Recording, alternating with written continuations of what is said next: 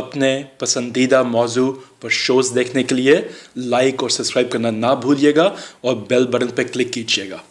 अस्सलाम वालेकुम नाजरीन, हकाइक टीवी के साथ मैं हूं आपकी होस्ट अमाइला सुल्तान। नाजरीन, आज शो में बात करेंगे इरशाद हक्कानी के हवाले से। इरशाद हक्कानी तालीम और सहाफ़त के मैदान में एक बड़ा नाम, जो कि निगरान वज़ीर इत्तलात भी रहे हैं और इसके साथ साथ जमाती इस्लामी मगरबी पाकिस्तान के जनरल सेक्रेटरी होने का एजाज़ भी हासिल है और इसके साथ साथ वो रोज़नामा जंग के चीफ एडिटर भी रहे हैं। उनका ताल्लुक शहर कसूर से था और आज उनकी तारीख़ पैदाइश के मौके पर हमने बात करने के लिए दावत दी है नूर मोहम्मद कसूरी साहब को, जो कि पाकिस्तान पीपल्स पार्टी के सीनियर रहनुमा रहे हैं। इनसे आज हम उनके बारे में जानते हैं और जैसे कि इनके नाम से वाज़ेह है, इनका ताल्लुक भी कसूर से है और ये इरशाद हक्कानी साहब को बड़ा करीब से जानते हैं, इसलिए आज हम उनकी पर्सनल लाइफ के बारे में, उनकी शख्सियत के बारे में बात करने के लिए हमने कसूरी साहब को बुलाया। नूर मोहम्मद कसूरी साहब, सबसे पहले तो आपको खुशामदीद कहूँगी शो में। बताइएगा, आप इरशाद हक्कानी को किस तरह से जानते हैं और कितना गहरा ताल्लुक था आपका उनके साथ? बिस्मिल्लाहिर्रहमानिर्रहीम। मोहतरमा, जहाँ तक जब हम शख्सियात की बात करते हैं, चाहे इल्म अदब के हवाले से हो, या किसी भी, चाहे फ़न के हवाले से हो, चाहे किसी भी फील्ड के हवाले, तो उसमें अल्लाह ताला का जो ये ज़मीन है, जो अल्लाह ताला का ये, जिसको आप ये कह सकते हैं अर्ज़ है, कभी भी अल्लाह ताला के पाक जो अता से महरूम नहीं रहा। चाहे कबल अज़ मसीह को आप ले लें, उसके बाद के ज़माने को ले लें, कबल अज़ इस्लाम को देख लें, या इस्लाम के बाद के देख लें, तो इल्म अदब के हवाले से किसी न किसी तरीके से अल्लाह ताला ने अपनी खलक की रहनुमाई और मदद के लिए यहाँ बड़े बड़े लोग मतलब भेजे गए। जैसे बादशाहान थे। आज भी जब अच्छे लोगों का हम जिक्र करते हैं तो नौशेरवान आदल का हमारे ज़हन में आएगा। इसी तरीके से जब हम इल्म अदब की बात करेंगे, अरस्तु, सुकरात और अफलातून की बात होगी। उसके बाद हम कबल इस्लाम के बाद की अगर हम शख्सियात का नाम लें तो हज़रत इमाम अबू हनीफा थे, इमाम अहमद बिन हम्बल थे, इमाम शाफी रहमतुल्लाह अलैह थे, हज़रत सैयदना गौसुल आज़म थे। इसी तरीके आप जो तारीख़ में देखें तो बड़ी बड़ी शख्सियात आपको नुमायाँ जो इल्म का ताज लिए आपको नज़र आएंगी। तो मैं ये समझता हूँ कि इस तरीके से जो 19वीं जो आप सदी जो ईस्वी है, ये भी अल्लाह ताला के फजल व करम से हम लोग उन इल्मी, अदबी, फिल्मी, दुनियावी या रूहानी शख्सियात से जो दो मुआशरा है वो महरूम नहीं रहा। तो उसमें जो आप देखें कि जो 19वीं सदी में जो बड़े नाम जो जिन्होंने दुनिया को, मुआशरे को मुतासर किया, कायद आज़म मोहम्मद अली जिन्ना आप कह सकते हैं, आप कह सकते हैं अपना गांधी जी थे। इसी दूसरे दादा भाई नौरोजी थे, बड़े मशहूर, मतलब आप सियासतदान उनको कह सकते हैं। और भी बड़े लोग शख्सियात इल्मी अदबी आप जब लेंगे तो मौलाना अबुल कलाम आज़ाद थे, बड़ा उनका एक नाम था इल्मी मुहक्किकीन में। जो इसी तरीके से आप जब हम सहाफ़त के मैदान में कहेंगे तो सहाफ़त निसार उस्मानी, प्रोफेसर मरगूब सदीकी,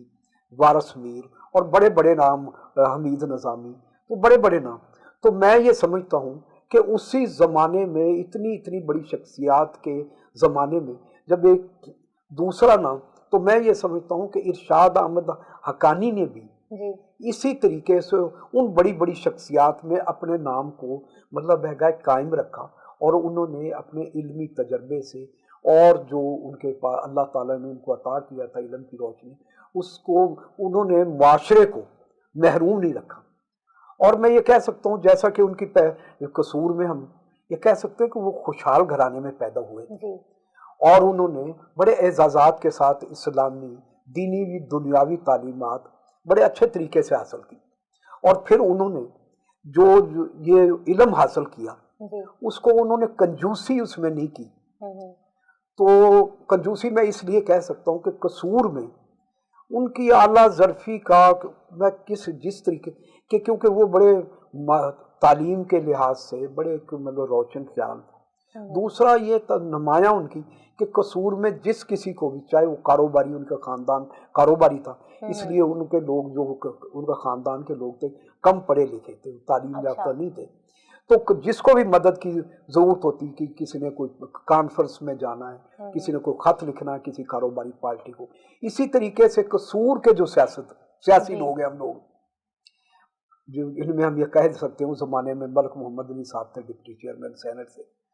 اور بھی جو مطلب ہے کہ ہم جیسے لوگ جب بھی ہمیں کوئی مطلب ہے کہ انگریزی میں یا اردو میں کوئی چیز کوئی بنوانی ہے، کوئی بھی قسم کی تقریر ہم نے، تو ہم اس کو وہ ہمیں کسی ہچکچاہٹ اور یہ مطلب ہے کہ ان کی رہنمائی حاصل وہ رہنمائی بھی کرتے تھے اور ہمارے لیے وہ تجاویز بھی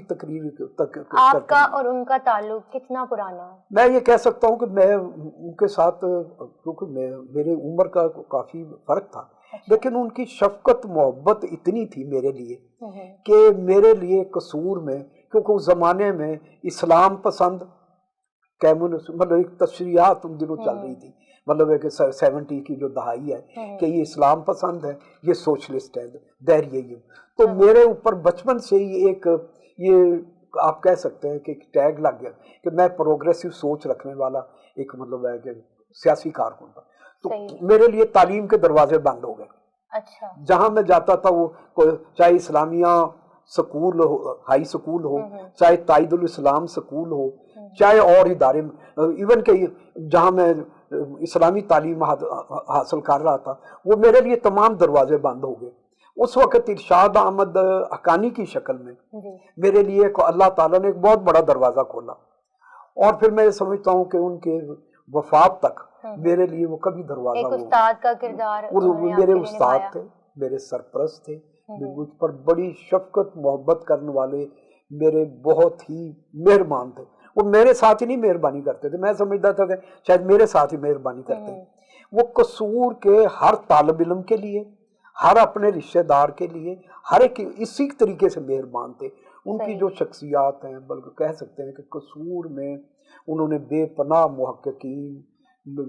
یہ جو ایڈمنسٹریشن کے لوگ، اس کے بعد سیاسی کارکن اتنے پیدا کیے کہ آج وہ آپ کہہ سکتے ہیں کہ ایک لمبی قطار ہے۔ تو ارشاد احمد حقانی صاحب جیسے لوگ ہیں وہ مطلب ہمیشہ پیدا نہیں ہوتے، اور میں یہ سمجھتا ہوں کہ ایک طرف دیکھیں نا وہاں کہ وہ جماعت اسلامی کے جنرل سیکرٹری تھے، لیکن انہوں نے اس چیز کو کبھی اپنے اوپر حاوی نہیں ہونا دیا، انہوں نے اپنے اوپر روشن خیالی کے دروازے بند نہیں کیے۔ جب یہاں پاکستان میں چین کا نام لینا گناہ تھا، اس وقت انہوں نے ایک چین پر کتاب لکھی باقاعدہ کہ آئیں چین کو دیکھیں۔ ان کو ایک موقع ملا تھا خواجہ ناظم الدین صاحب کے ساتھ جانے کا چین، جو وزیر اعظم تھے پاکستان کے، اس وفد میں وہ بھی شامل تھے، تو انہوں نے چین پر لکھا، اور پھر انہوں نے اپنے علم و ادب کے حوالے سے روشن خیالی کو اپنے اس کو ایک سمبل کے طور پہ، اس کو مستند حقائق کے طور پہ انہوں نے دیکھا۔ اور پھر خاص طور پہ ان کا جو صحافت کا دور تھا، وہ تو آپ ان کی شخصیت سے آپ کسی کو میچ نہیں کر سکتے۔ انہوں نے یہ ضیاء الحق کا جو وقت تھا، ظلم و جبر کا وقت تھا کہ کسی مطلب سیاسی امور پر ڈکٹیٹرشپ کے خلاف لکھنا بہت، لیکن انہوں نے بڑے بہتر انداز بتدبیر کہہ سکتے ہیں کہ کسی نہ کسی ایک اچھے پیرائے میں اچھے الفاظ کے ساتھ انہوں نے اس اپنا روشن خیالی کو رکھا۔ اور ضیاء الحق کی پروگرام کا وقت ختم ہوا جا رہا ہے، تو جاتے جاتے بس آپ ہماری نئی نسل کو ان کی شخصیت کو کس طرح سے جو ہے وہ گائیڈ لائن مل سکتی ہے؟ یہ بڑا افسوس کی بات میں آخر میں یہ کہ میں یہ سمجھتا ہوں کہ جتنی بڑی وہ شخصیت تھی اور جو ان کا کردار تھا، جو انہوں نے خاص طور پہ صحافت کے لیے، آزادی صحافت کے لیے، فریڈم آف ایکسپریشن کے لیے جو کام کیا، اس کو اس طریقے سے نمایاں مقام معاشرے نے نہیں دیا۔ بلکہ یہ ایک بڑا تنزیہ فکرہ ہے کہ جس دن وہ فوت ہوئے اسی دن ایک یہاں پاکستان میں ایک ڈان تھا پاکستان، ٹیپو ٹرکاں والا، اس کے وہ جو فوت ہوئے تو کم از کم اس کے جنازے کے ساتھ 1 لاکھ آدمی تھا اسی دن، اور جس ارشاد احمد حقانی کے جنازے کے ساتھ بڑی مشکل سے 300-350 بندے تھے قصور میں۔